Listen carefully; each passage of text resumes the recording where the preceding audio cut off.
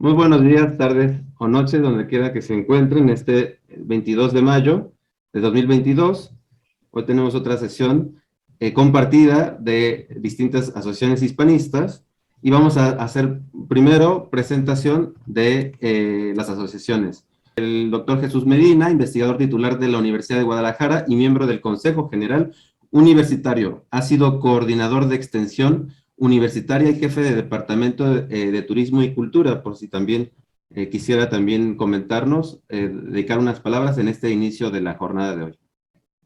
Sí, ¿qué tal? Muy buenos días o tardes. Estamos acá desde la ciudad de Guadalajara, les enviamos un cordial saludo. Nos estamos incorporando, agradecemos a nombre de mis colegas de la Universidad de Guadalajara participar en esta serie de trabajos que sabemos que son muy importantes. Nosotros hemos estado trabajando acá en un grupo de académicos cuestiones en cuanto a la hispanidad, un poco por el tema de Galeón de Manila, y logramos hacer un buen contacto con comunidades de filipinos, cámaras de comercio que están en Estados Unidos y también en la misma Manila, por un proyecto interesante que traen, que es fundar lo que ellos llaman una villa española en Barra de Navidad, Jalisco, que es una playa, y les gusta ese lugar porque pues sabemos, ¿verdad?, que de ahí surgió la expedición inicial para Asia, con López de Legazpi y Urdaneta. Les gusta ese lugar, ya hay avances y quieren crear allí una villa filipina, ¿verdad?, con toda la arquitectura y la recreación hispanoamericana. Otro proyecto importante que traen y en el que estamos colaborando es un museo del Galeón de Manila, un museo, ¿verdad?, que esté ahí en Barra de Navidad. Y el tercer proyecto sería lo de que le llaman tornalenguaje. Como todos sabemos, pues fueron despojados, ¿verdad?, por la guerra, los norteamericanos prohibieron de las escuelas la enseñanza del español, entonces ellos tienen grandes acervos, ¿verdad?, archivos históricos, bibliotecas, arquitectura y toda una herencia hispanoamericana que está ahí aguardando, porque, bueno, ya no hablan español. Entonces hay un proyecto que se llama el Tornalenguaje, que es impulsar a través de algunos institutos Cervantes o con algunas universidades mexicanas ese tornalenguaje y volver a promover el idioma español. Tenemos una red para finalizar, se llama Investigadores de la Red de Investigadores de Galeón de Manila, y tenemos precisamente el 21 de noviembre de cada año, que es cuando zarpó la expedición, una serie de eventos conmemorativos, académicos y cívicos también. Muchas gracias, doctor Jesús. Y recordamos, ya está conectado el doctor en arquitectura José Gerardo Guizar Bermúdez, presidente de México Hispano, profesor de la UNAM, y quien habíamos comentado tiene un canal de arquitectura llamado Mirabilia Urbis, por si también quiere dedicar unas palabras al encuentro de hoy. Muy buenas tardes. Ha habido fallas ahora aquí por el mal tiempo. Hemos tenido en México pues circunstancias de clima pues que están pasando en todo el mundo, ¿verdad? Ese es un problema, la cuestión del cambio climático. Es un placer para mí encontrarnos en esta sesión y también pues recordar el entusiasmo que tenemos de estar ahora en Veracruz para el día 12 de octubre, pues en una celebración bastante importante para nosotros. Y así es, les vuelvo a invitar a ver mi canal Mirabilia Urbis, es decir, Ciudad Maravillosa, Ciudad Magnífica, que está en YouTube. Ahora no he hecho nuevos programas, puesto que la pandemia me recluyó y me hizo pues estar más en casa. Sin embargo, tenemos el proyecto de continuar y el contenido que utilizo ahí, desde luego, es el orgullo de ser español y el orgullo de ser indios, como somos la mayoría de los mexicanos. Muchas gracias. Muchas gracias a usted, doctor. Y ahora pasamos a presentar a Ángel Gabriel Benzal Pintado, presidente de la Asociación Cultural Héroes de Cavite, para que también pueda dedicarnos unas palabras a este encuentro. Muchas gracias, Daniel, por la presentación, y muchas gracias también a nuestro ponente, a Mario Jesús Gaspar, por aceptar la invitación de las asociaciones, y a los dos compañeros de México Hispano y de la Universidad de Guadalajara con los que estamos colaborando y esperamos seguir colaborando en un futuro. Voy a pasar la palabra a Jos, compañero también de México Hispano, que fue quien me presentó precisamente a Mario Jesús Gaspar, para que lo presente. Mario, Jos, cuando quieras. Hola, ¿qué tal? Buenas tardes y buenas noches para todos los camaradas de España y de México. Me llamo Joshua de Castro y pues muchas gracias, Ángel, por el honor de presentar a mi gran amigo, el licenciado en comunicación Mario Jesús Gaspar Covarrubias, director del equipo de exploración y estudio del Camino Real, Veracruz, México, y del proyecto Ruta de Cortés del Consorcio Constructor de Empresas Mexicanas. Mi buen amigo Jesús es un gran explorador. Él se ha dedicado, ahora sí que en la práctica, a recorrer el camino real que conectaba el puerto de Veracruz con la Ciudad de México y viceversa, vía Jalapa. Y él lo ha hecho caminando. Es una gran persona que ha documentado muy bien y también ha hecho muchos estudios de la ciudad y puerto de Veracruz, su fundación, sus construcciones, las ubicaciones que ha tenido. Gracias a él yo he sabido, por ejemplo, dónde se encuentran algunas partes de la antigua muralla que rodeaba la ciudad. Pues la verdad, mis respetos para mi amigo Jesús. Y pues Ángel, muchas gracias por hacer esa invitación al licenciado Jesús para que él nos exponga pues ese gran conocimiento cultural de aquí del puerto para pues toda la hispanidad. Muchas gracias, José. Don Mario, cuando usted quiera. Muchas gracias. ¿Me escuchan bien? Sí. Ok, gracias. Bueno, pues es para mí un gran gusto estar con ustedes. Les confieso que es mi primera videoconferencia que doy. Y pues me toca el honor de que sea una videoconferencia intercontinental. Y les agradezco mucho las atenciones para con ese su humilde servidor. Pues bien, amigos, el tema que les voy a comentar ya es muy conocido, pero muchos de sus detalles no están precisamente en claro. Y esos detalles muy específicos son los que luego nos conducen a grandes errores en la interpretación de la historia. Y por ejemplo, en mi caso les comento cómo comencé con esto. Me remonto al año de 2009. Estaba yo de profesor en una secundaria y de repente el gobierno sacó una convocatoria para participar y hacer una biografía del presidente Guadalupe Victoria para el bicentenario. Una maestra me pasa la convocatoria y dije, bueno, pues me interesa. Ya tenía algunos años haciendo investigación y de repente me doy cuenta de que mi conocimiento de la historia de mi país y de sus detalles pues era aceptable, inclusive yo daba la materia de historia, pero no era un conocimiento que podamos decir extraordinario como para hacer una biografía. Pues me puse a investigar y mi primer trabajo de campo con técnicas documentales de comunicólogo fue la cueva de la Tía Chena en el municipio de Soledad de Doblado. ¿Por qué comencé ahí? Bueno, porque en internet encontré una referencia de que el presidente se escondía ahí en la guerra de independencia y de ahí nació mi interés de viajar a los lugares, documentarlos, de tal manera que pasaran de alguna forma a ser documentos históricos. ¿Por qué? Porque en el transcurso de estos 12 años que llevo como investigador, por desgracia, muchos lugares históricos que yo conocí en 2009, 2010, ya no existen. El progreso, el urbanismo, la expansión de la población, todo ha acabado con ellos. Y de ahí al año siguiente, 2010, tuve la suerte de que se impartiera un rarísimo seminario de historia en el Buque Guanajuato. Y ahí conocí a dos grandes personas, un oficial de la Armada, un teniente que era guía del Museo Naval, y un físico en meteorología, el maestro José Hernández Telles. Y hagan de cuenta que fue para mí interesantísimo porque eran dos visiones completamente diferentes. La visión de un guía de turistas, no especializado en grandes detalles de la historia, y al de un científico. Les puedo decir que yo aprendí de los dos. Y aparte en el seminario, pues tuve la oportunidad de viajar al centro histórico, a los manglares, a la isla de sacrificios. La visité 3 veces. y para corresponder a todo eso, me ofrecía a grabar todos los recorridos con sus respectivas explicaciones, y de esa manera me invitaron en el transcurso del año a organizar una conferencia sobre fortificaciones para un especialista bastante conocido en Veracruz, el doctor Francisco Muñoz Espejo.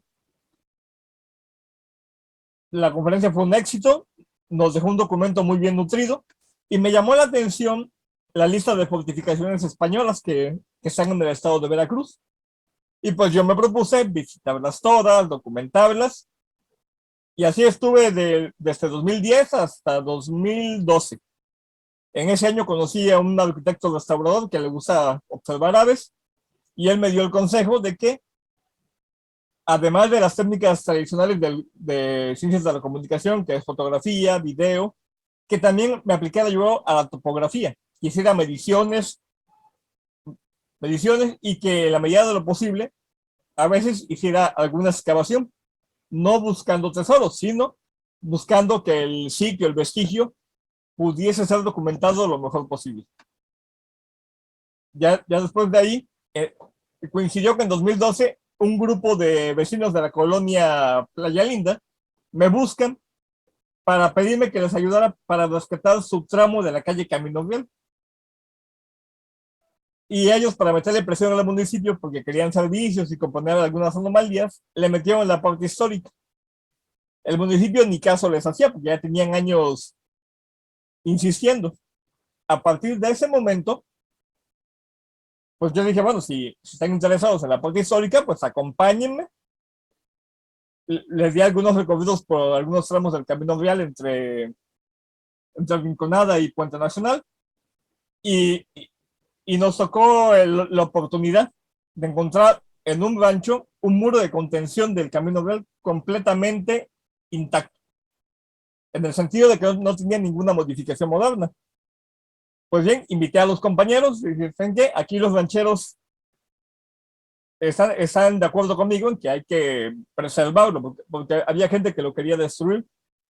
Lo que hicimos, juntamos esfuerzos, los dos grupos, limpiamos bien el muro, lo medimos completamente, un arquitecto joven nos ayudó para hacer el plano, pero como es típico de acá de nuestra región de Veracruz, la gente se emociona mucho, se emocionan, pero cuando ya ven las dificultades de lo que es investigación histórica, lo que es el trabajo de campo, pues dicen, te queremos mucho, pero ya no seguimos. Y me dejaron solo. Pues bien, yo a partir de ahí dije, bueno, yo le voy a seguir solo.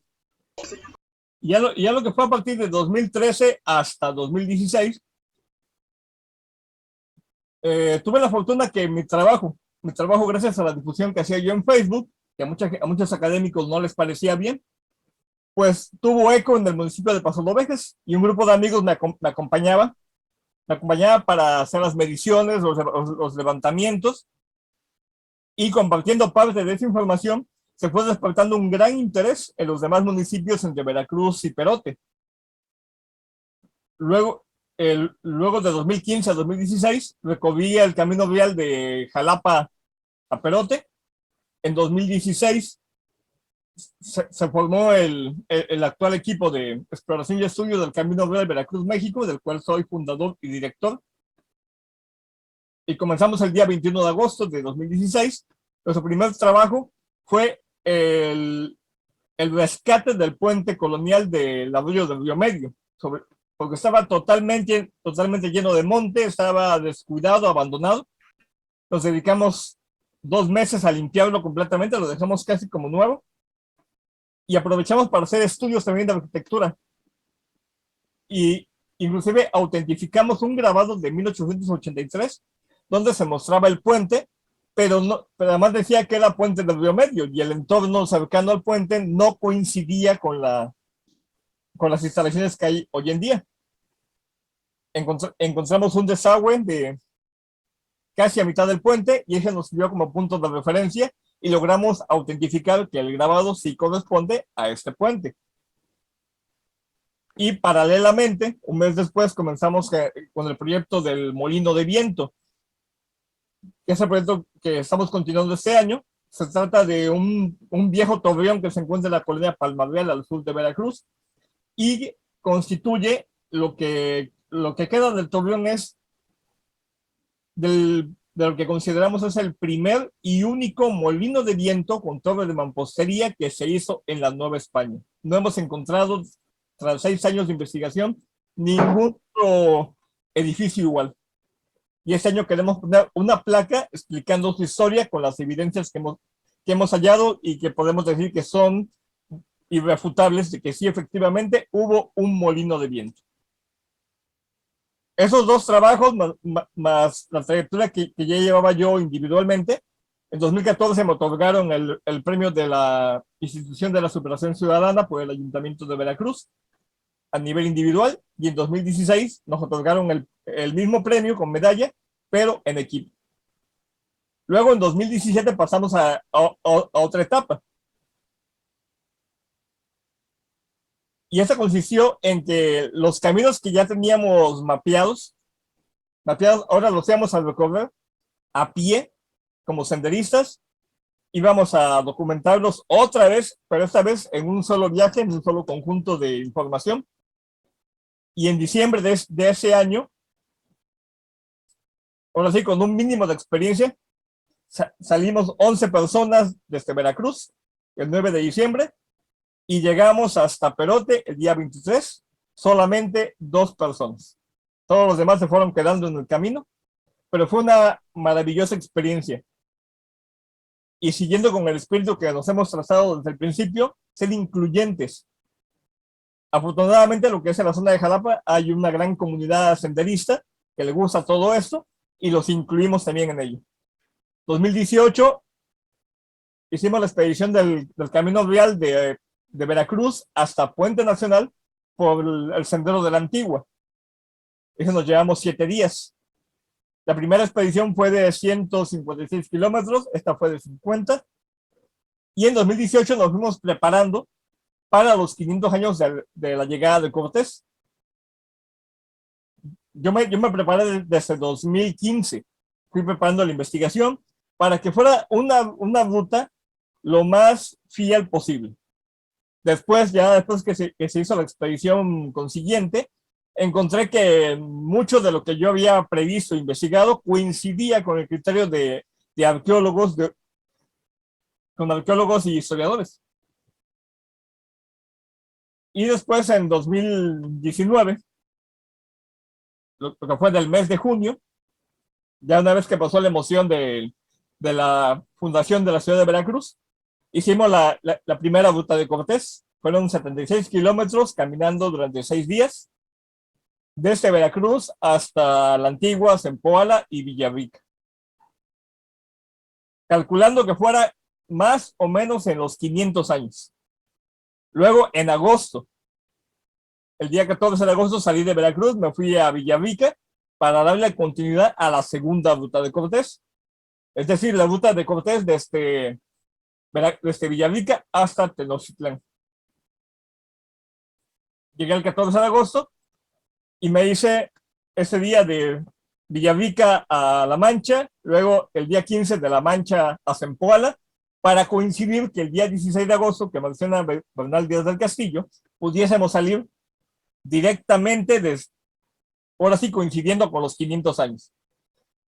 Aunque no me sorprendió, lamentablemente muchos de ustedes ya estarán enterados de cómo está la situación política aquí en México y las ideologías antiespañolas que el gobierno predica, pues les puedo comentar que durante esta expedición, que hasta eso tuve la peripecia de tenerla que hacer la mayor parte solo porque ningún miembro de mi equipo estaba disponible, me fui encontrando que en Zempoala, 16 de agosto de 2019, 500 años del evento, nadie estaba enterado, nadie tenía la menor idea de la importancia. A pesar de que muchos viven del turismo en la ruta de Cortés, nadie sabía nada. Pues bien, salí de Zempoala, me fui a Cardel, y de ahí me caminé los siguientes días. Fueron en total 15 días caminando, un total de 146 kilómetros, hasta llegar al pueblito de Jico Viejo y su museo. terminé ahí porque mis recursos no me daban para continuar más, y aparte es ahí en Chico Viejo donde Cortés llega al cuarto día de su expedición, ya rumbo a Tenochtitlán, y a ese lugar donde comienza la Sierra Madre Oriental le llaman la Puerta de las Montañas de América. Es decir, donde se abre para los españoles un tipo de terreno totalmente diferente al que habían conocido. Aquí dejaron completamente lo que era la zona cálida, las selvas del Darién, el clima caliente de Cuba. Aquí pasaron ya directamente a alturas muy grandes que no habían experimentado antes.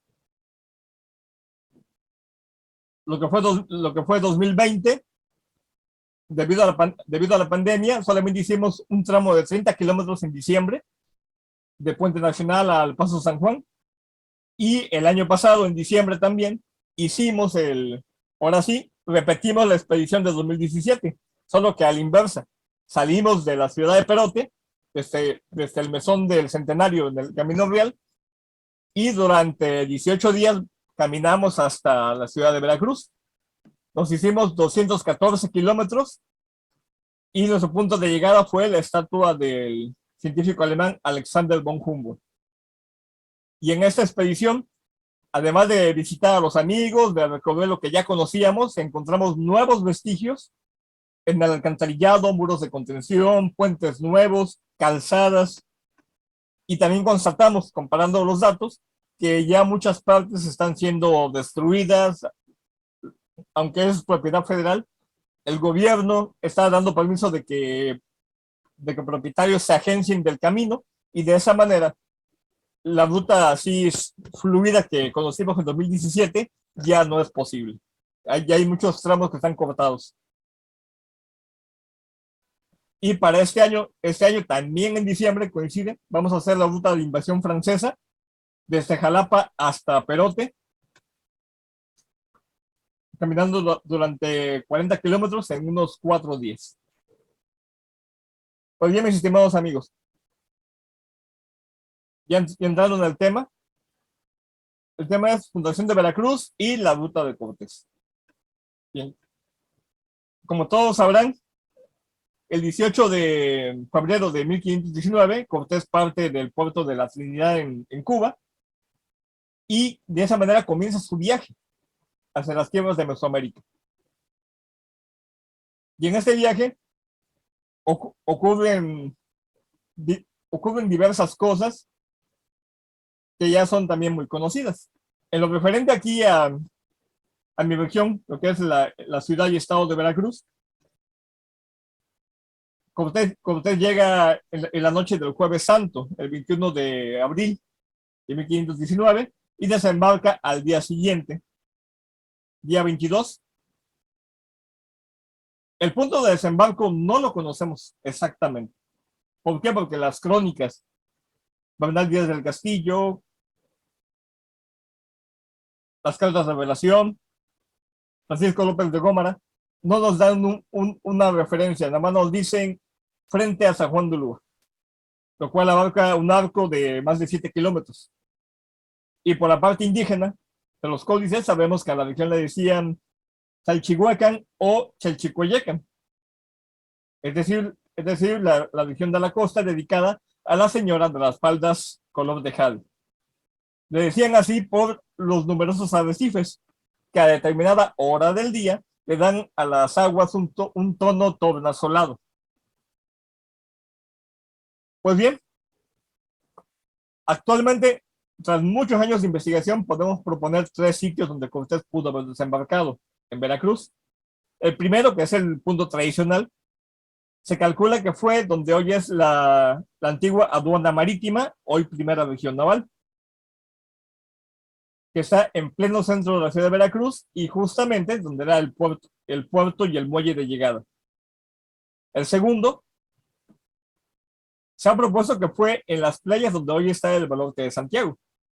Y el tercero, que parece ser el más probable, en la zona llamada Costa Verde, que parece ser una reminiscencia en español del nombre de Chalchihuacán. Y aparte que es la zona más cercana a la isla de Sacrificios, distando poquito más de 1 kilómetro. Ahora, qué debemos de saber de Cortés? Porque también las muchas malas interpretaciones que hay sobre este personaje es lo que también conduce al clima de antihispano que se vive hoy en día aquí en México. Afortunadamente, la ciudad de Veracruz, debido a que no está gobernada por el partido oficial, pues todavía tenemos un margen amplio en cuanto a libertad de expresarnos a favor o de una simpatía por nuestra herencia española. Yo en mi caso, como investigador, como comunicólogo, que estoy al tanto de cómo está la situación, lo que yo le comento aquí a mis paisanos y a mis amigos, que no hay necesidad alguna de pelearnos con nadie, con ninguna nación del mundo. ¿Por qué? Porque el México en el cual vivimos nosotros no es un país de una sola raza. Es sabido y estamos orgullosos de eso, de que México está compuesto por una multitud enorme, incontable, cientos de grupos humanos, de etnias, con dialectos que suman miles. Y por lo tanto, lo que haya pasado aquí, en la costa, lo que haya pasado en el centro del país, por desagradable que pudiese parecer, no puede englobar a todos, a todo el país. ¿Por qué? Porque no todos, y especialmente los de Veracruz, no todos descendemos o tenemos ascendencia de los mexicas. El hecho que el país se llame México no significa que todos tengamos que ver con los mexicas. Por ejemplo, y un detalle interesante que luego comento y que a mucha gente al principio le molesta, pero después me dan la razón. Le digo, a ver, en el caso de Veracruz, ¿por qué tendríamos que tener una actitud antihispana? Nada más tomemos en cuenta un detalle. Los primeros pueblos que salieron con Cortés fueron precisamente nuestros ancestros, los pueblos de aquí, de la costa veracruzana. Y no solamente de la costa, también de tierra adentro. Este año tuve la oportunidad de adquirir dos libros muy buenos de un arqueólogo que ha dedicado su vida a las culturas del centro del estado de Veracruz. Y ha sido el primero que nos ha clarificado el pasaje que menciona Bernal Díaz del Castillo cuando Cortés hace su alianza con los empaltecas en una cumbre donde acuden más de 30 pueblos indígenas. Hasta este año no sabíamos quiénes eran esos pueblos. Teníamos la sospecha lógica de que eran pueblos del señorío de Zempoala, pero ¿qué pueblos eran? Pues bien, examinando códices, rescatando otros que estaban casi ya en peligro de desaparecer y descifrando los glifos, encontramos que efectivamente eran 4 grandes señoríos.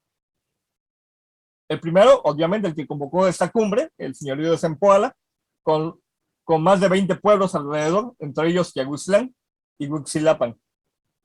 El segundo, que es donde comienza la sorpresa, los pueblos de la sierra de Chiconquiaco. Es decir, esa sierra que termina en la costa, en el famoso Cerro de los Metats, y que abarcan el municipio de Actopan. Estaban los pueblos del área de Chapultepec y que abarca Jalapa. Y los pueblos del gigantesco señorío de Tlacolulan, que abarcan paralelamente al camino real desde Jalapa hasta Perote. Entonces, digo, nuestros ancestros salieron con los españoles por un motivo muy simple. Muy simple. Querían quitarse el yugo de un grupo indígena que no les era ni agradable y que además los explotaba en diversas formas. Por lo tanto, les digo, lo que haya pasado después, que no haya incumplido con ese pacto, como parecen revelar los códices también, porque en mi caso yo investigo todos los puntos de vista. El punto de vista de los españoles, el punto de vista de los indígenas del centro de México que son los que llaman los vencidos, pero también el punto de vista de los indígenas de la costa de Veracruz, a los cuales podríamos llamar los aliados. Y juntando toda la información, pues llegamos a la conclusión de que al menos aquí en Veracruz no tenemos ninguna justificación para tener un espíritu antihispano, puesto que aquí nuestros antepasados indígenas tomaron su libre decisión de quitarse el yugo de un grupo que no les era grato del centro de México. Pues bien, ¿cómo se llegó a esta situación, mis estimados amigos? Bueno, para eso regresamos al 22 de abril de 1519. Ese día por la mañana Cortés desembarca en las playas frente a San Juan de Ulúa y se encuentra con que es recibido por los embajadores del Tlatoani y Moctezuma, que ya lo están esperando desde un día antes. La fundación de Veracruz, la historia oficial que aquí se maneja, les va a decir que ese día se fundó la ciudad de Veracruz, lo cual es una absoluta mentira. Y como es una absoluta mentira, desde cualquier punto de vista científico, yo y muchos aquí nos opusimos desde 2015 a lo que llamamos la gran farsa de la fundación de los 500 años de la fundación de la ciudad de Veracruz, porque no tenía ningún tipo de lógica. ¿Qué fue lo que sucedió ese día? Ese día Cortés desembarca, lo reciben los embajadores de Moctezuma, fue un contacto pacífico. No hubo muertos, no hubo batalla, no hubo violaciones, no hubo saqueo, hubo comercio. Por lo tanto, si alguien les llegara a decir que aquí llegaron violando, saqueando y matando, como dicen en Venezuela, pues es totalmente falso. Y lo dicen tanto las fuentes hispanas como las fuentes indígenas. Aquí no hubo un primer contacto mexica veracruzano violento. Al final del día, y es ahí donde se ratifica lo que les comento, los mismos mexicas les dejan servidores a Cortés y a su gente y les ayudan a construir un campamento militar. Comienzan a hacer chozas. A este campamento es lo que erróneamente se le ha considerado como el inicio de la fundación de Veracruz. Y eso nada tiene que ver. Aquellos de ustedes que conozcan de leyes españolas del siglo XVI sabrán que el acto de fundación de una población no es la construcción de un campamento, sino la serie de actos jurídicos y los actos de poder que salen en consecuencia, que indican que se está fundando una población dentro de los usos y costumbres de la corona española. ¿Cuáles son esos actos? El alarde, la construcción de la horca y la picota como símbolos de justicia,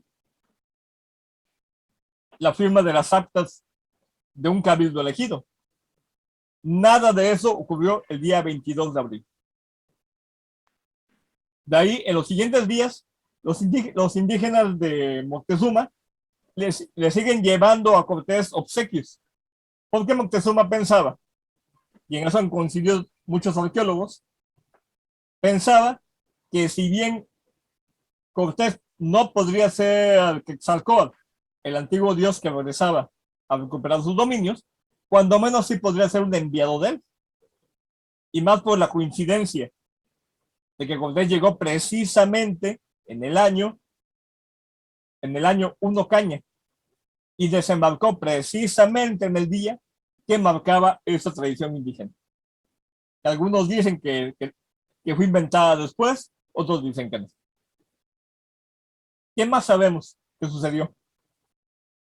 Pues, cuando Cortés comienza a recibir esos obsequios y ve la cantidad de riqueza que hay, y recordamos que Cortés no viene como conquistador en ese momento, porque no conocía el territorio, no sabía qué iba a encontrar. Consideran conmigo que nadie conquista lo que no le interesa.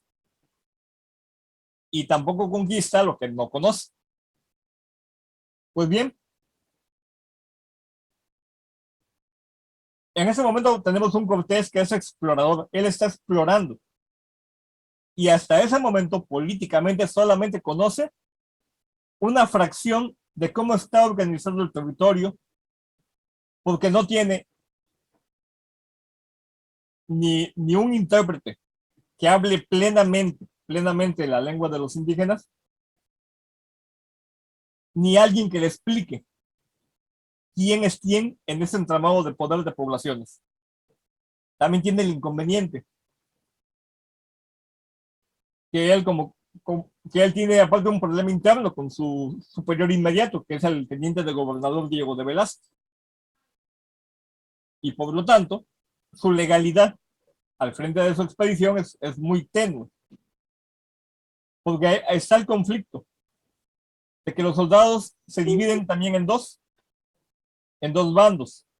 Uno de ellos le dicen: capitán general, ya cumplimos con los objetivos de la expedición, ya vinimos a rescatar, es decir, vinimos a encontrar, a tomar muestras, a saber qué tanto de riqueza hay aquí. Regresamos a Cuba con el gobernador, armemos una expedición más grande, más poderosa y volvamos. La otra mitad le dice a Cortés: a ver, cuando salimos de Cuba, cuando nos enlistamos en Cuba, se nos prometió que tendríamos derecho de población. Si nosotros nos vamos, nos va a pasar lo mismo que le pasó al capitán anterior, a Juan de Grijalva, que por no haber poblado fue destituido del mando, y la siguiente expedición el mando recayó en Cortés y no en Grijalva. Aparte, como hombres prácticos, aquí estamos hablando no de cortesanos, no de científicos, no estamos hablando de nobles, estamos hablando de gente del pueblo llano, campesinos, cultivadores de naranjas, aventureros, algunos con mayor o menor hidalguía. O sea, personas que estaban con un objetivo muy claro, que era enriquecerse y salir de esa inmovilidad social a la cual le sujetaba la sociedad estamental de España. Y estos soldados le mencionan a Cortés un argumento muy importante. Si nosotros regresamos a Cuba, vamos a ser los mensajeros de la esperanza para capitanes de mayor fortuna. Es decir, les llevamos todo listo para que ellos vengan y nos hagan a un lado. Y Cortés se queda atrapado en medio de los dos grupos de soldados. Y es ahí cuando comienza la fundación de Veracruz. ¿Cuál es el argumento detrás de la fundación? Bueno, pues que Cortés va sondeando, como buen estratega y político, va sondeando a todos los soldados. Y se asegura de que hay una mayoría que estaría a favor de quedarse, de poblar y de no regresar a Cuba. Pues bien, como menciona Bernal Díaz del Castillo, Cortés era una persona que sabía de leyes, había trabajado como secretario y había sido alcalde mayor de una de las villas de Cuba, sabía moverse en el aspecto jurídico y aparte estaba asesorado por el escribano Diego de Godoy. El argumento detrás de la fundación de Veracruz, por un lado es a conveniencia de Cortés, de quitarse la autoridad de Diego de Velázquez, pero por otro lado también mantener la lealtad de sus soldados. Recordemos que se encuentra a miles de kilómetros de España, a cientos de kilómetros de Cuba, en una tierra extraña donde depende para su alimentación de lo que le den los indígenas, y en un territorio tremendamente hostil. Aquellos que conozcan Veracruz y vengan en esos meses del año, pues estarán sujetos a temperaturas de 40 grados, cuando menos, a vientos del norte tremendamente violentos que pueden llegar a 120 de velocidad y hundir cualquier nave. Y eso sin contar las epidemias, los mosquitos, el calor infernal, y que este territorio no era apto para construir nada.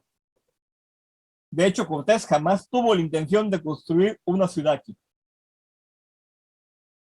Pues bien, Cortés recurre al argumento de el servicio directo a la corona, y utilizando las leyes de las 7 partidas, que estaban en vigencia desde el siglo XII, él lo simplifica en el argumento de que me quito una autoridad para obedecer a otra superior. Es decir, ya no voy a obedecer al gobernador,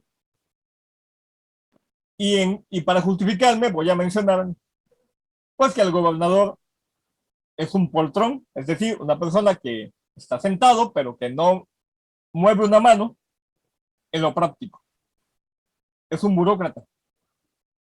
Voy a argumentar de que solamente piensa en sí mismo, voy a argumentar que yo puse la mayor parte, si no es que la totalidad de lo que se gastó en esta expedición, y de que, ahora sí, como golpe de gracia para el rey de España, todo el oro y la plata que se haya recogido en estos días que llevo aquí en las playas de Chalchihuecan, se lo voy a quitar a los soldados y se lo voy a enviar directamente al rey como muestra de que estamos plenos en su servicio. Pero mientras llega ese momento que el rey recibe esas riquezas, pues Cortés continúa con su maniobra. Finalmente, tiene también otro problema, que no se menciona claramente en las crónicas, pero que nos induce a pensar de que por la estación del año, que pudo haber sufrido los efectos de un vendaval, un viento del norte, quizás de 120 kilómetros por hora, que le haya obligado a pensar que San Juan de Ulúa, a pesar de ser un puerto de aguas profundas, no era adecuado para mantener a su flota. Por lo tanto, él le ordena al piloto mayor, don Antón de Alaminos, y al capitán Francisco de Montejo, que tomen 2 naves y que naveguen hacia el norte buscando un mejor puerto. Lo cual es curioso porque posteriormente se va a demostrar que el mejor puerto de aguas profundas en toda la región es precisamente San Juan de Ulúa. Pues bien, las 2 naves parten y en ausencia de estos personajes se desarrolla la reunión de Cabildo. Aquí es todavía un misterio. ¿Cuándo se fundó el Cabildo de la Villarrica de la Veracruz, que es el nombre original? Pues bien, desde hace siglos se ha querido encontrar documentos antiguos. Bernal Díaz del Castillo nada más dice 3ª semana del mes de mayo. La carta del Cabildo que se envió al rey Carlos I no lo dice. Cortés, a través de López de Gómara, no lo dice tampoco. Y haciendo una cronología, que se han hecho muchísimas, consultando con autores de otros siglos que tuvieron acceso a varios documentos y testimonios de otros conquistadores menos conocidos, se puede fijar un tiempo, la 3ª semana de mayo de 1519, que sería entre el día 17 y el 25 de mayo. Y eso tiene sentido. Luego, ¿cuál de esos 8 días, cuál sería el más probable? La propuesta que yo hice en 2019, incluso le mandé carta a mi ayuntamiento, fue que el día más probable sería el día 20 de mayo. ¿Por qué? Bueno, porque tenemos un documento bastante curioso, bastante difícil de entender para quien no sepa de paleografía del siglo XVI, pero que ya ha sido traducido y se puede consultar en la sección de documentos cortesianos del historiador José Luis Martínez del año 1992. Ese documento está considerado como el primer documento de origen español firmado en tierras de Veracruz. ¿Qué dice este documento? Vean, la historia nos dice que Cortés, ya llegado a las playas de Chalchihuacán, en la comitiva que venía de parte de Moctezuma a llevarle los primeros regalos, venían en la comitiva 2 caciques de la región de Otumba. Y esos caciques pidieron no ser nombrados y tuvieron una reunión secreta con Cortés. Y fue uno de los primeros trabajos donde el indígena, bautizado como Doña Marina, actuó como traductora junto con Jerónimo de Aguilar. En esa reunión secreta le piden a Cortés total confidencialidad porque son parientes de Moctezuma, son parientes lejanos, pero no le tienen buena voluntad. Como todo pueblo del mundo, en algún momento de su etapa y evolución social, el imperio mexica tenía también sus problemas internos. Sus diferentes linajes familiares que estaban en la cúpula del poder tenían rencillas y problemas y conspiraban los unos contra los otros. Yo menciono siempre estos detalles desde el punto de vista de la antropología y de la evolución social, porque aquí en México los discursos de izquierda, los discursos extremadamente indigenistas, le hacen pensar a la población poco informada que Mesoamérica era un paraíso, que aquí todo era bueno, que aquí no había enfermedades, que aquí la gente no pasaba hambre, que aquí no había los problemas que había en Europa ni en Asia, ni en África. Yo lo que les menciono siempre es de que ese paraíso no existía. Y no hay fundamento científico que nos diga que aquí los seres humanos vivían de una manera idílica. Y les manejo siempre este documento. A ver, ustedes coméntenme, díganme, y no me dejará mentir. El Imperio Mexica, la Triple Alianza, Tenochtitlán, Texcoco y Tacuba,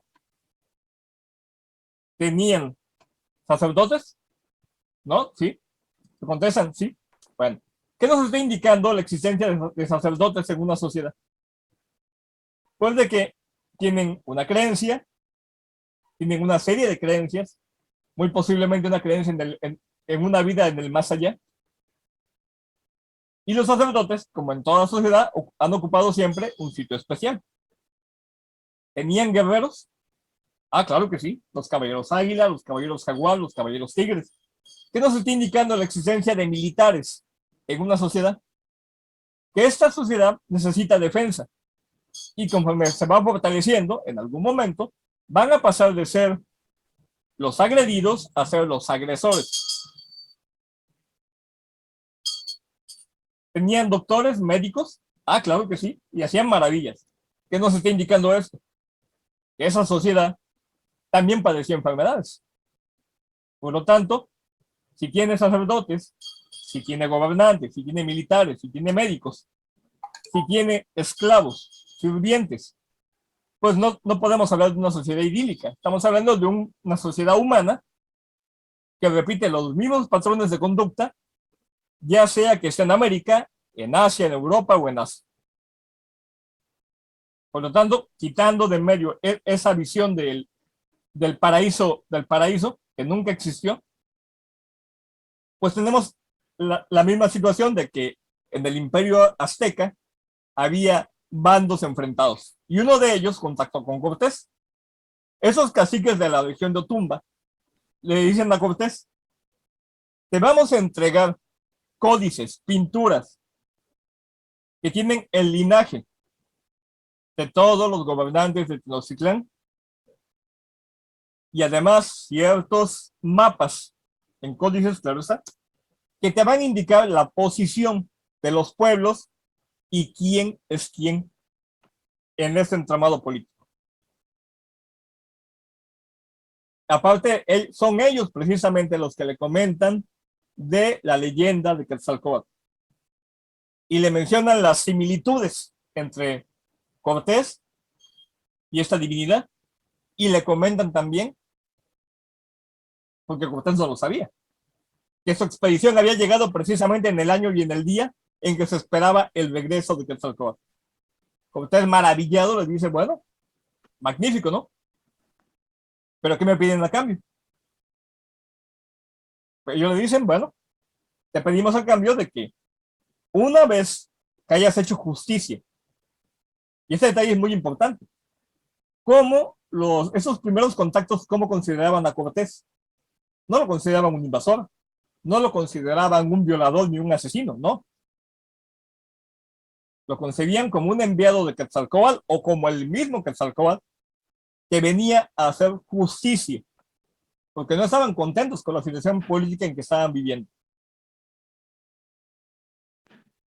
Una vez que hayas hecho justicia, queremos que nos confirmes nuestros títulos, privilegios y derechos de tierra y agua de nuestros señoríos a perpetuidad. Es decir, lo que soy ahora, lo quiero ser para siempre, para mí y mis descendientes. Y Cortés les dice que sí.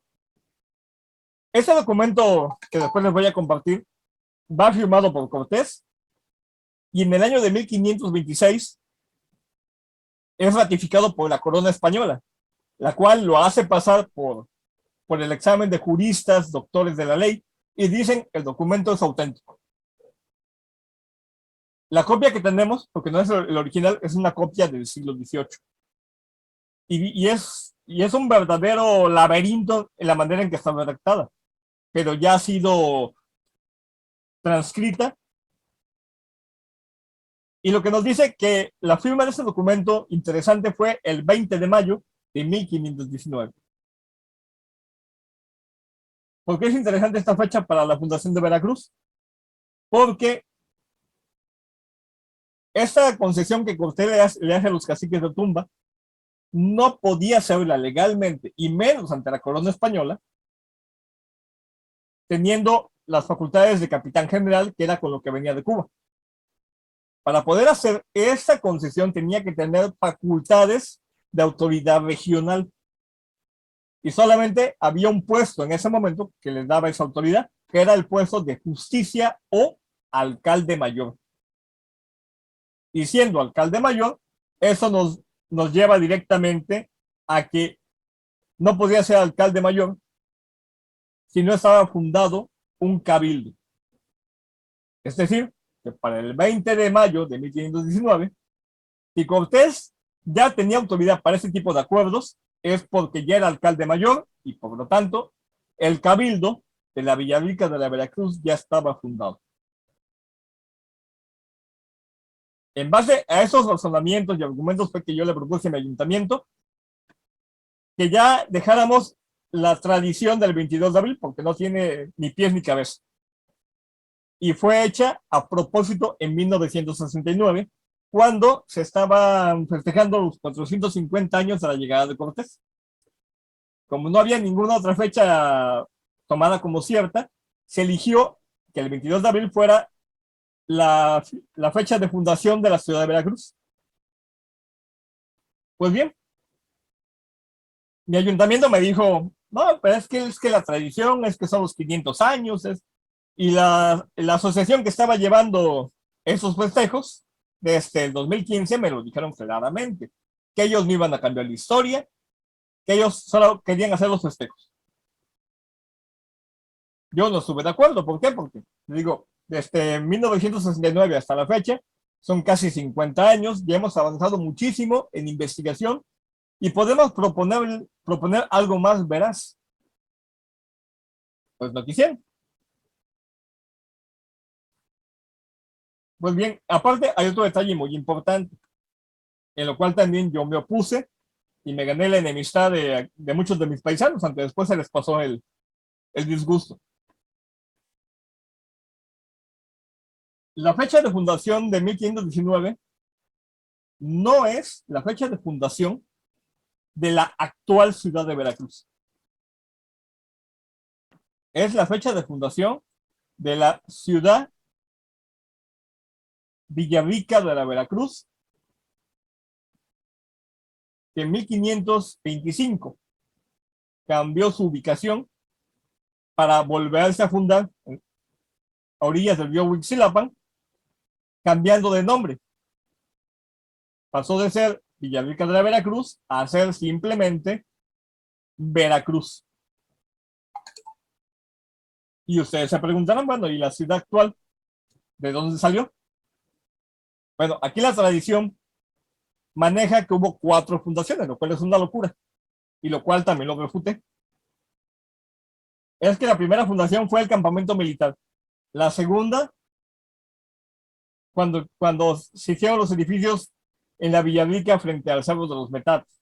La tercera, Veracruz la Antigua, y la cuarta, la ciudad actual. Es imposible que una ciudad tenga 4 fundaciones. Solo una ciudad española del siglo XVI, y lo digo después de haber estudiado hasta el cansancio leyes españolas, solo podía tener una sola fundación. La ciudad Villarrica de la Veracruz, lo que queda de ella se encuentra en lo que es el pueblo de la Antigua desde el año de 1525, y de ahí no se ha movido. En el año de 1599, presionados por el rey Felipe II, se ordenó que esa ciudad fuera abandonada y se regresara acá a la costa por motivos comerciales, y se fundara la ciudad nuevamente ahí. Sin embargo, al morir Felipe II, su hijo Felipe III recibe informes muy concisos, de mucho peso, de que no era conveniente fundar aquí, por los mismos motivos que Cortés tampoco había querido. Y Felipe III le deja la decisión final al virrey que estaba gobernando, el quinto conde de Monterrey, y este toma la decisión de que se funde una ciudad, sí, pero no se mueva la ciudad anterior. Es decir, lo que hoy queda en la Antigua, la ciudad de Veracruz, la Antigua o Vieja, ahí se queda. Simplemente sus habitantes, que estaban interesados en moverse debido al comercio, regresan a la costa, y aquí ya hay una población. Aquí no van a fundar nada nuevo porque ya hay una población llamada Huitrón o Ventas de Huitrón, que desde 1567 atendía a los marinos de la carrera de Indias que anclaban en San Juan de Ulúa. 28 de marzo de 1600, el virrey conde de Monterrey extiende una provisión real, es decir, un documento que tiene que ser ratificado a posterior por el rey, donde hace unos cambios muy interesantes. Primero, el documento, que así lo tenemos, dice que el pueblo de Huitrón va a ser rebautizado como Nueva Veracruz. Segunda, le ordena a la nueva ciudad que respete a la ciudad anterior, a la Veracruz, y que no haya competencia. Es decir, el mismo virrey está reconociendo que hay 2 Veracruz, la vieja y la nueva. También le dice a la nueva ciudad que le va a dar los mismos privilegios que tiene la ciudad anterior, lo cual en las leyes españolas es bastante anómalo, porque cada ciudad, al igual que cada persona, es única. Cada ciudad tiene su propia historia, y los reyes recompensaban en base a la historia individual. Por lo tanto, al igualar los privilegios artificialmente, ¿qué es lo que se provoca? Bueno, pues una futura competencia entre las 2 ciudades.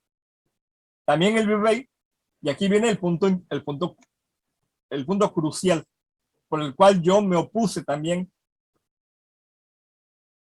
de que el mismo documento es clarísimo. Le está diciendo a las nuevas autoridades de la Nueva Veracruz que busquen entre sus vecinos a la gente más competente para formar un nuevo cabildo. Y es donde se viene abajo toda la teoría, la tradición de las 4 fundaciones, porque el cabildo de la Veracruz ya estaba fundado desde 1519. Aquí tenemos un segundo cabildo para una segunda ciudad. Y también, y es el punto de confusión donde mucha gente ha querido justificar que sí hubo una mudanza. El virrey le dice a los regidores de la ciudad de Veracruz que si ellos quieren pasarse a la nueva ciudad, en el término de 2 meses, van a gozar del privilegio de ser regidores en ambas ciudades al mismo tiempo, algo que nunca se había visto. Y ustedes se preguntarán, bueno, ¿por qué autorizar regidores con doble poder? Pues la razón es sencilla. La nueva ciudad está naciendo en el territorio que le corresponde a otra. Por lo tanto, hasta que no se resolviera el asunto de su propio cabildo, estaba sujeta a la autoridad del cabildo anterior, como marcaban las leyes españolas. Al año siguiente, en 1601, el nuevo cabildo, el día 7 de marzo, hace su primera reunión.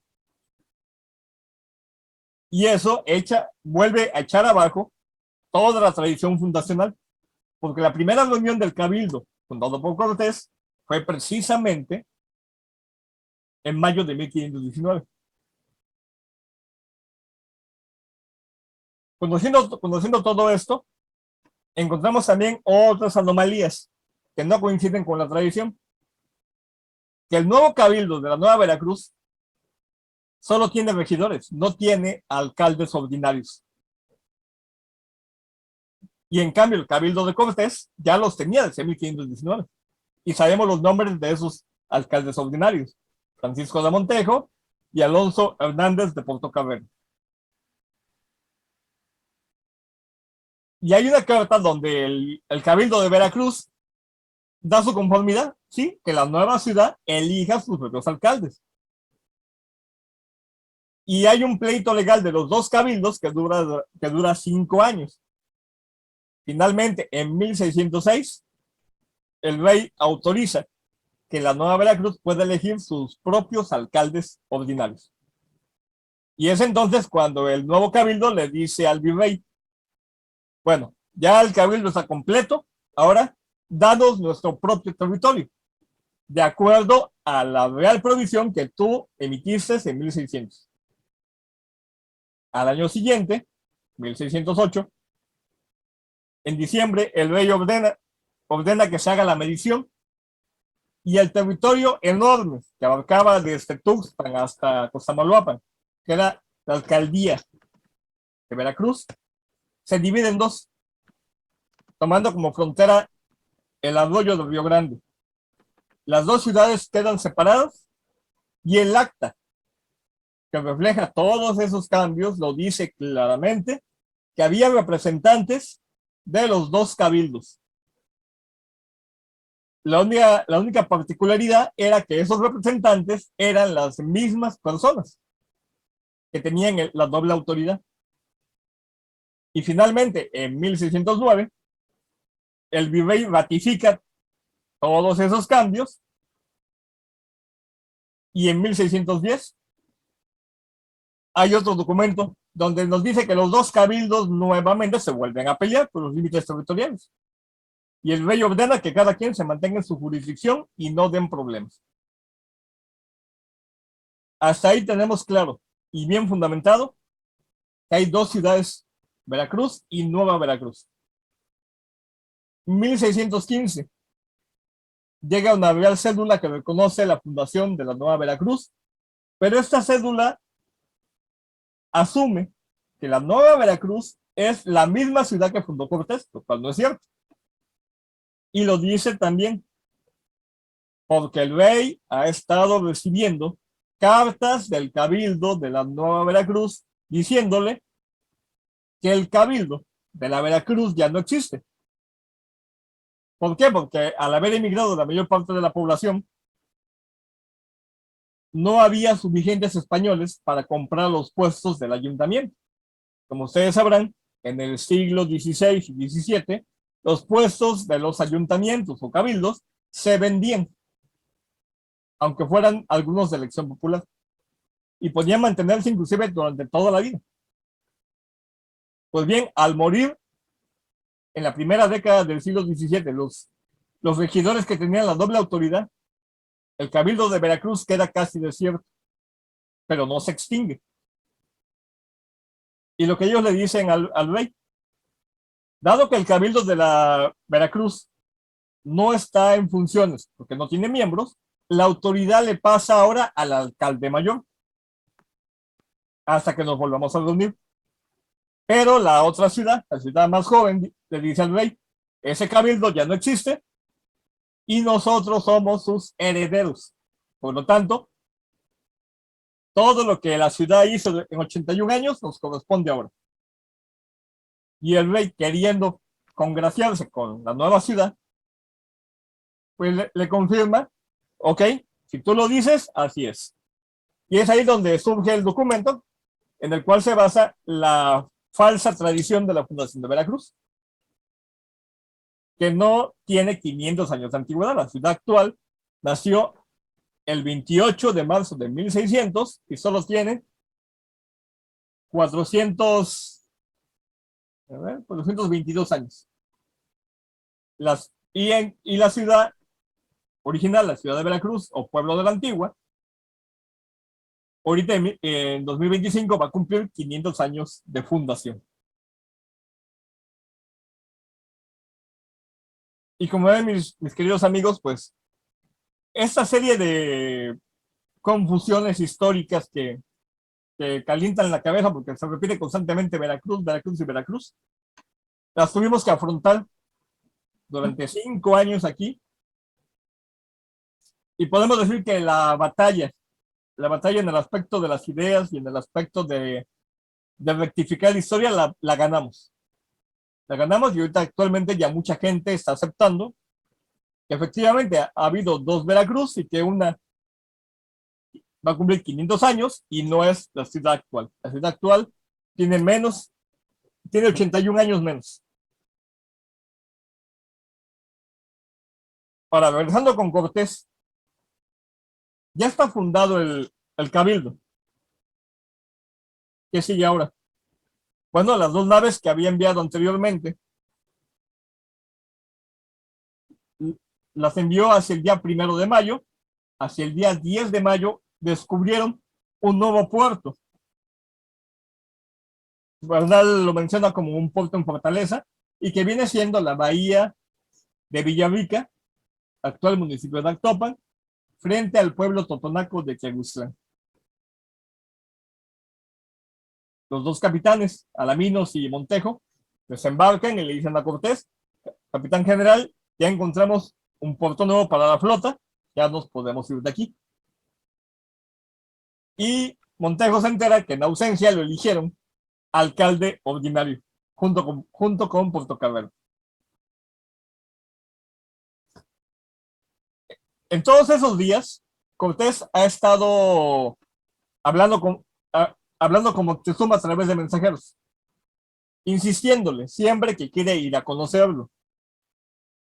Y Moctezuma siempre le dice que no. Aquí es muy interesante este detalle. Cortés en ese momento solamente sabía un poquito de cómo estaba la situación política. Cortés en ese momento no era un conquistador. Era, como muchos otros capitanes, un explorador. Y finalmente, Moctezuma, cansado de ese estira y afloje diplomático, le manda la respuesta diciéndole: no puedes subir a verme. Y para ser enfático, le ordena a los servidores que Cortés tenía que se fueran, y de la noche a la mañana Cortés encuentra el campamento desierto y se queda sin alimentos. Esta decisión de Moctezuma es lo que origina lo que hoy conocemos como la ruta de Cortés.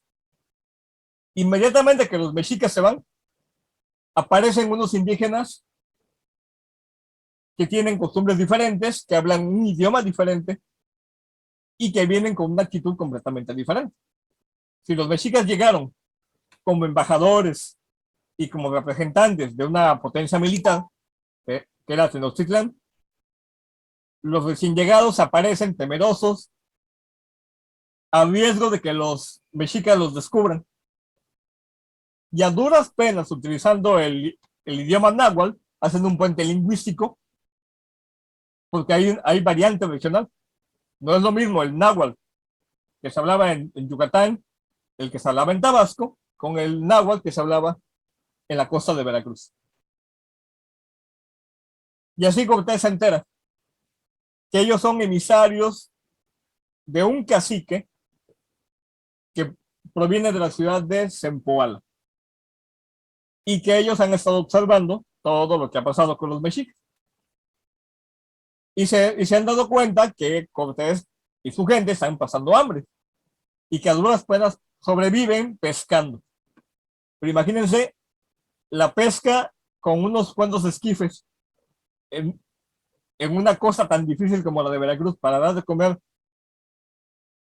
a unos 600, 800 hombres. No alcanza. Pues bien, ellos le dicen a Cortés: nuestro cacique te manda la invitación que nos visites en Zempoala. Allá te vamos a dar de comer. Y se van. Cortés conferencia con sus capitanes y: señores, no tenemos ya nada que hacer aquí en estas playas. Hacia el día 1 de junio toma la decisión. Le ordena a la flota: las 11 naves carguen todo el equipaje grande y naveguen pegados a la costa hasta llegar al nuevo puerto que Alaminos y Montejo descubrieron y que se encuentra a 60 kilómetros al norte. Y el ejército de tierra con sus 16 caballos vamos a ir a buscar esa ciudad llamada Zempoala. Allí es donde comienza la ruta de Cortés, en las playas de la actual ciudad de Veracruz, rumbo a Zempoala, y dura 5 días. En el primer día, y es un detalle muy interesante, a Cortés lo invitan, pero no le dejan un guía para que lo lleve a Zempoala. ¿Qué es lo que hace Cortés? Bueno, pues encabeza a su tropa y se van caminando por lo más seguro, pegados también a la costa. Siguen por todas las playas hasta que 20 kilómetros al norte llegan a la desembocadura de un río muy ancho, que es el río Huixquilapan o la Antigua. Lo cruzan en unas canoas y luego encuentran unos indígenas que lo llevan a un pueblo que se encuentra a una legua tierra adentro. El pueblo de Huixquilapan, que era el límite del señorío de Zempoala. En ese pueblo llegan en la noche, los habitantes se sorprenden al ver por primera vez en su vida europeos y caballos y abandonan la población y se llevan toda la comida. Por lo tanto, Cortés pasa hambre en ese primer día. Segundo día, examinan la zona, encuentran un templo que parece una biblioteca indígena y toman 2 códices grandes para enviárselos al rey de España. Siguen el camino más seguro. Siguen el río Huixquilapan, caminan unos 16 kilómetros más o menos, hasta lo que llaman Puente Nacional, donde hay un pueblo grande llamado Oceolapan, o Río de los Ocelotes. Y en ese punto, los zempoaltecas los encuentran y les indican que están llevando un camino equivocado. Y ahora sí, dejan el río, caminan hacia el norte y al día siguiente entran tranquilamente en Zempoala, que es la primera ciudad mesoamericana que Cortés conoce. Nos cuenta Bernal Díaz del Castillo que los soldados más ignorantes, porque en esa tropa venía mucha gente que no sabía leer ni escribir, pensaron que de lejos Zempoala era una ciudad hecha de plata. ¿Por qué? Porque las casas encaladas brillaban al sol. Ya estando Cortés en Zempoala, le dan un buen trato, le dan comida, lo ayudan, curan a algunos de los soldados que vienen muy enfermos porque no están totalmente aclimatados. Y al día siguiente emprende la marcha para reunirse con la flota. Salen de Zempoala, regresan a la costa. En este día no se sabe en qué lugar exactamente se quedaron. Solamente dicen que pasaron la noche en un pueblo indígena deshabitado. Mi teoría, basado también en la experiencia propia, es que pasaron la noche en alguno de los 4 pueblos que estaban en torno a las lagunas, esas gigantescas lagunas que hoy conocemos como el Farallón, San José y La Mancha. Y al 5.º día llegaron por la mañana al pueblo de Totonaco de Tiaguslán. Al igual que pasó en Huitzilapan, los habitantes se sorprenden de ver europeos y caballos y se van. Cortés sube al cerro, la población indígena habitaba en las faldas y solamente en la parte alta se encuentra la zona ceremonial o cementerio. Los indígenas, al ver que no hay devastación, que no hay destrucción ni saqueo, comienzan a regresar. Cortés baja y aprovechando la altura, hacia el anochecer, va viendo que a lo lejos su flota por fin está llegando. Y baja a reunirse con ellos. En los días siguientes se establece otro campamento militar y continúa la coexistencia pacífica con los indígenas del señorío de Zempoala. Aquí ya llevamos casi 2 meses que Cortés está en esas tierras y no hay ni batallas, ni robo, ni saqueo, ni violaciones, ni nada de eso. Confirmado por fuentes indígenas y fuentes hispanas. Y más todavía. Aquellos de ustedes que estén versados en leyes españolas sabrán que la ciudad española comienza por un aspecto jurídico. Es decir, una vez que el cabildo tiene el acta de fundación, en ese momento comienza a existir la ciudad, aunque físicamente no haya nada construido, e inclusive, si físicamente los edificios se van a construir en un sitio diferente a aquel donde se firmó el acta. Pues bien, Cortés lo que hace, en esa bahía, que le llaman el puerto de Bernal, él va a comenzar a construir los edificios de la ciudad. Su acta de fundación se hizo 60 kilómetros al sur. Y son los propios indígenas los que lo van a ayudar. Aquellos de ustedes que hayan viajado a Tiaguslán y al pueblo de enfrente, que se llama Villarrica, nos quedan todavía los cimientos de 2 edificios grandes de 1519.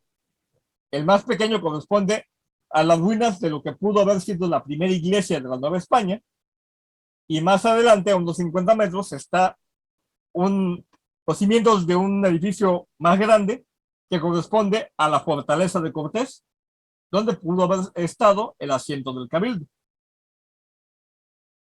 Y un poco más al costado se encuentra lo que fue el primer horno de cal de la Nueva España. ¿Qué sigue después? 20 de junio, la población española se junta y ahora sí, ya estando todos de acuerdo, elaboran un documento llamado el pedimento al cabildo, donde ahora sí los soldados y marineros le escriben al rey: por favor, su majestad, queremos que nos conceda mercedes de tierra, porque aquí nos vamos a quedar a vivir. Queremos que confirme a los alcaldes ordinarios y regidores en los puestos, y que al capitán general se le reconozca su desempeño y también los gastos que ha hecho por esta expedición, y que Cortés muy hábilmente dice: me los van a pagar después. Y todo el oro y la plata que llevamos ahorita juntado se le va a enviar en su totalidad al rey como muestra de que somos sus leales súbditos. De ahí llegamos al 10 de julio, cuando se escribe la primera carta de relación que se va a enviar a España. Y finalmente, el día 26 de agosto, no miento, 26 de julio, ese documento, junto con la carta del Cabildo, se va a enviar al rey para que esté enterado de todo lo que se ha hecho. Hasta ahí termina lo que es la primera ruta de Cortés. 76 kilómetros desde Veracruz hasta Villarrica. Es una ruta que tiene dos puntos importantes. La primera, es una ruta pacífica, no es una ruta de invasión. Les vuelvo a repetir, es una ruta donde no hubo combate, no hubo violación, no hubo saqueo, no hubo peleas entre los diferentes grupos humanos.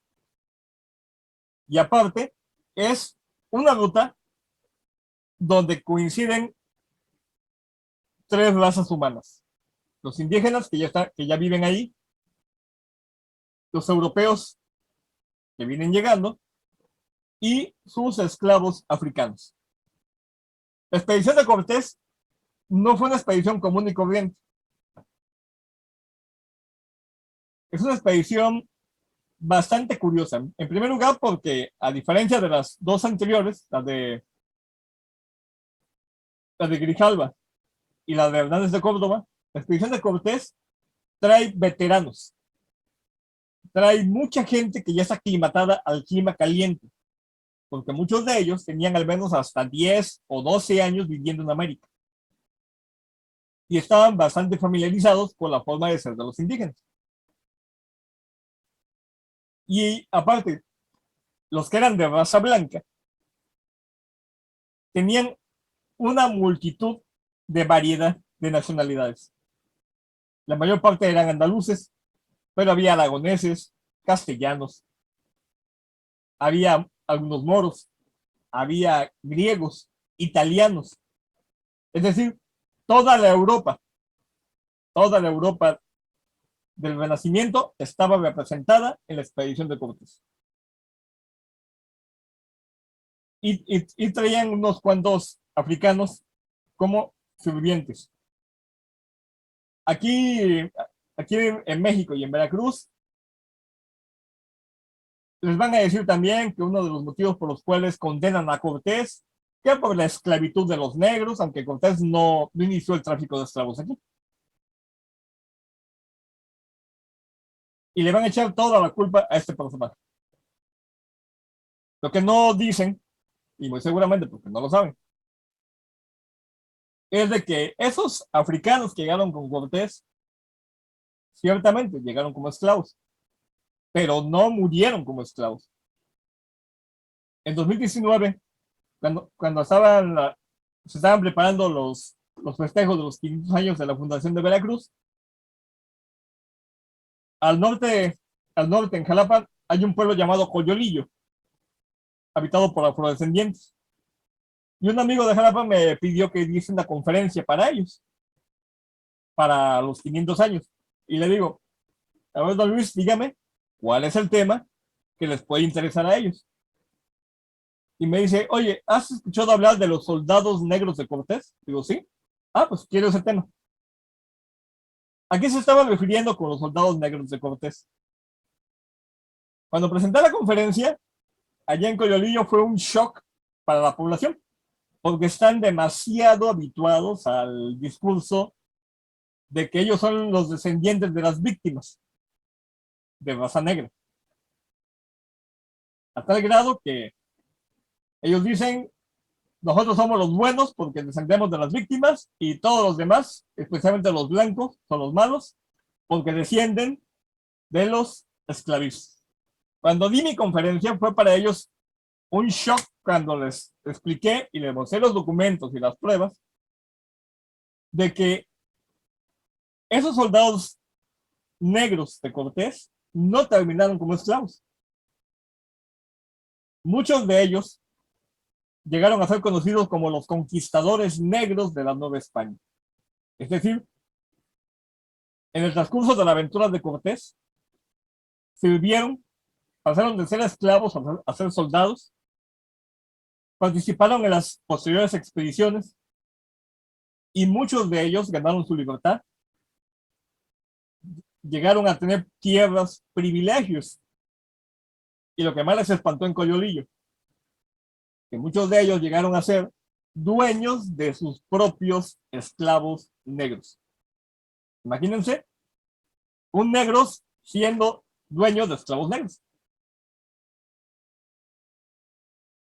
Cuando me preguntaron que cómo era posible eso, te lo dije, bueno, tomen en cuenta ese detalle, que es importantísimo. No podemos juzgar la realidad ni el contexto histórico del siglo XVI con la escala moral del siglo XXI. ¿Por qué? Porque lo que era válido, totalmente válido, respetable y hasta sancionado por la Iglesia, que era la máxima autoridad espiritual en el siglo XVI, ahora ya no lo es, y viceversa.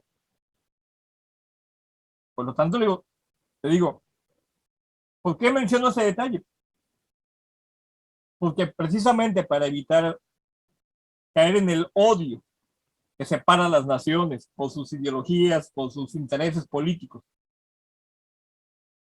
tenemos que verlo desde un punto de vista científico. La historia, le digo, como ciencia, no es para que nos estemos matando, es para que conozcamos y podamos explicar los hechos del pasado. Y de ser posible, porque no siempre se consigue, aprender de ellos y no volver a repetir los errores. Y en ese caso lo que debemos evitar, le digo, es ver al prójimo como un enemigo, tan simplemente porque su color de piel es diferente o porque piensa diferente. Digo, en este mundo todos tenemos un sitio y todos podemos coexistir. Y la mejor prueba de esa coexistencia fue precisamente la Nueva España, donde todas las razas podían existir de una manera o de otra, y nadie estaba pensando en esa locura que llaman el genocidio. Me preguntaron, oye, don Mario, ¿pero cómo explica el genocidio que Cortés provocó? Digo, es que no hay tal genocidio. Digo, pero es que exterminó, es que mandó a matar, mandó a violar. Digo, a ver, explíqueme para ustedes qué es un genocidio. No, pues la matanza indiscriminada. Bueno, ok. Digo, ustedes sabrán que todo acto, bueno o malo, tiene una motivación. ¿Cuál se imaginan ustedes que sería la motivación de Cortés para mandar a asesinar a tanta gente? Porque no es lo mismo matar en defensa propia que matar por gusto, que estar dedicado específicamente a matar. Y no me supieron responder. Le dije, bueno, les voy a dar mi versión. Para comenzar, le digo, si nos ponemos nosotros mismos en las botas de los soldados españoles y de Cortés, ¿qué tipo de sociedad se vivía en el siglo XVI? Y específicamente España. Para comenzar, España no era todavía la nación que hoy conocemos. No estaba unificada. Porque también ese es otro mito que aquí se repite, que del matrimonio de Isabel de Castilla con Fernando de Aragón se hizo la nación española actual. Y digo que es un mito porque ustedes sabrán como españoles que los dos reyes iniciaron esa unificación, pero no la vivieron ni la consumaron, porque los dos reinos, Castilla y Aragón, siguieron separados. ¿Hasta cuándo veríamos esos dos reinos unidos bajo una sola corona en la cabeza de un solo gobernante? Pues ya sería hasta el nieto de ellos, el rey Carlos I, hijo de la reina Juana. Pues bien, en esta sociedad estamos hablando de una sociedad renacentista que está saliendo a duras penas de la Edad Media.